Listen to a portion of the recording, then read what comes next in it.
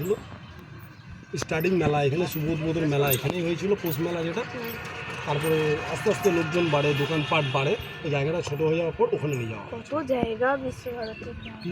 বিশ্বভারতীর 3600 বিঘে জমি, টোটাল জমি হলো 3600 বিঘে। এখানে আপনার এক একটা করে ডিপার্টমেন্ট আছে। এখানে কোনো এক জায়গায় একটা বড় বিল্ডিংয়ে এটা বিয়ে ফার্স্ট ইয়ার সেকেন্ড ইয়ার বা অমুক তমুক সেগুলো নেই কিন্তু।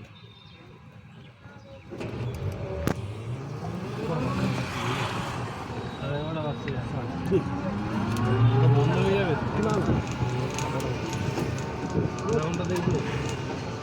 না, 12টায় বন্ধ, আপনার ঢুকে দেখবেন যতক্ষণ ইচ্ছা দেখবো, তারপর টিকিটটা বন্ধ।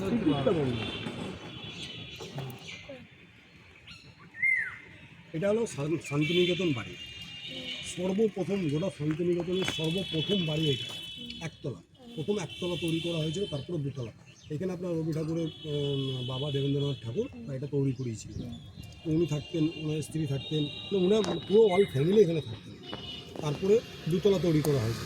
বাড়িটা ঠিকঠাক সামনে দিকে দেখা যায় 3 রকমের মনে হবে, মন্দির, মসজিদ, গির্জা, 3 রকমের মনে হবে। এই বাড়িটা আমাদের ওয়ার্ল্ড হেরিটেজে ঘোষণা হয়েছে। সামনে একটা স্ট্যাচু আছে, ঠিকঠাক সামনে দিয়ে যদি দেখা হয় একটা লেডিস ছোটো বাচ্চা নিয়ে কোলে দাঁড়িয়ে আছে। এই বাড়িটা হলো গোটা শান্তিনিকেতনের সর্বপ্রথম বাড়ি। এই বাড়িতে মহর্ষি দেবেন্দ্রনাথ ঠাকুর নিজের ছেলেপেলে নিয়ে, ফ্যামিলি নিয়ে ওখানে থাকতেন। দামি জায়গা যে থাকি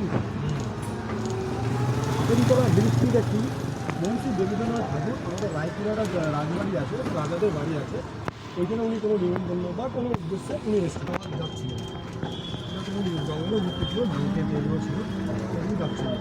তো ওইখানে ছাতিমতলায় বসে উনি উপাসনা করে, মানে উনি রেস্ট নিয়েছিলেন, বিশ্রাম করেছিলেন। পালকিটা করে যাচ্ছিলেন, ওইগুলো বসে উনি বিশ্রাম নিয়েছিলেন। বিশ্রাম নেওয়ার পর ছাতিমতলায় উপাসনাও করেছিলেন।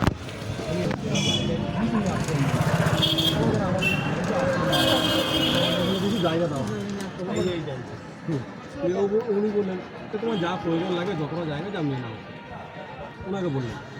মহর্ষি দেবেন্দ্রনাথ ঠাকুরকে বললেন তোমার যা প্রয়োজন, যতটা প্রয়োজন, যা জায়গা লাগবে তুমি নিয়ে নাও, যাও। দাঁড়াও।